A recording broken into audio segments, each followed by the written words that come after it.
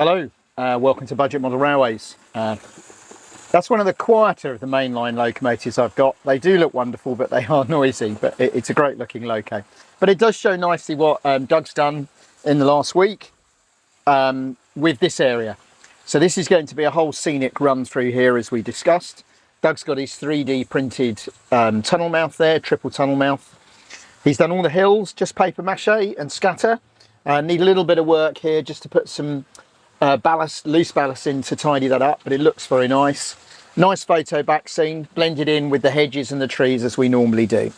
And then Doug's also 3D printed a nice little inset thing there to put the point motor housing in.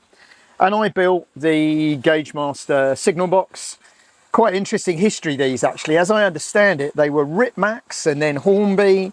I think they were originally a Fowler signal box, but they are actually, I believe, not necessarily Dunster, but they're in that part of the country is the original. But anyway, painted up.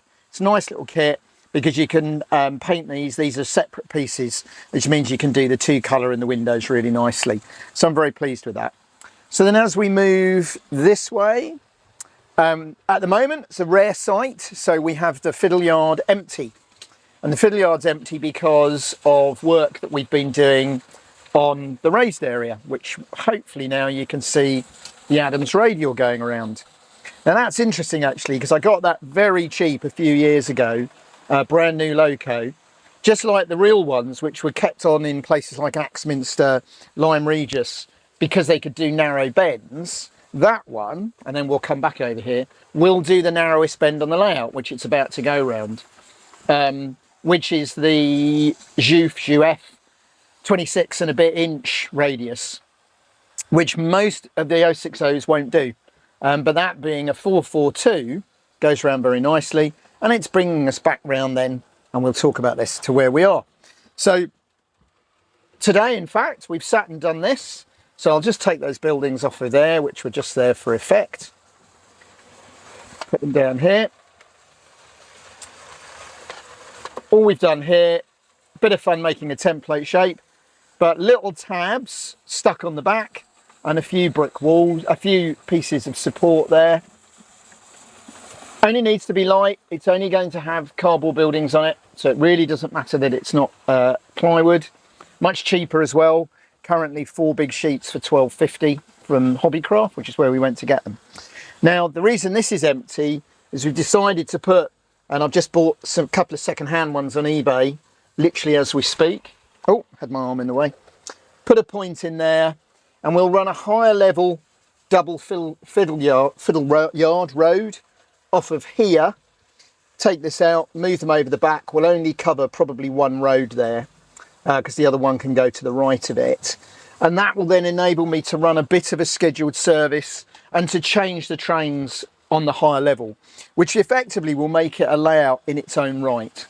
Now we started doing the retaining wall at the front, just super quick brick papers. Doug laser cut me some plywood beams to do these.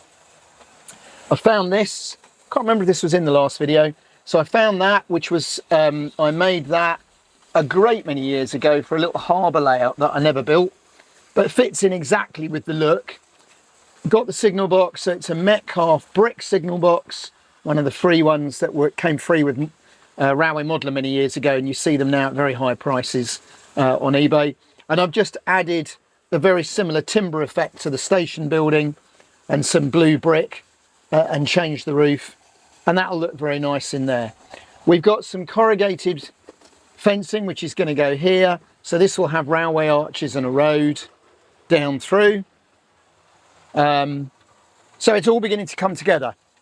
Doug's here for about 2 more weeks, is that right? 3. So he's hoping to get a bit more scenery done, but it depends. I think I'm hoping to get a bit of a holiday in. And then this nice little 060 tender loco, found it in a drawer. It needed traction tyres, which is being a bit of a bane of our life at the moment. My nice county class got trouble with its traction tyres, but Doug was able to change them on this one. And that's a really nice runner, just coming through there. So that's the progress we've done and some of the plans. I expect Doug will do his usual and stand and film a few of the steam locos. Last time we did the BR Blue, so we're now into our BR Black. I have come to the conclusion I've got way too many locomotives. There's a couple more I would still like, but all the time I'm finding these that just need a little bit of work.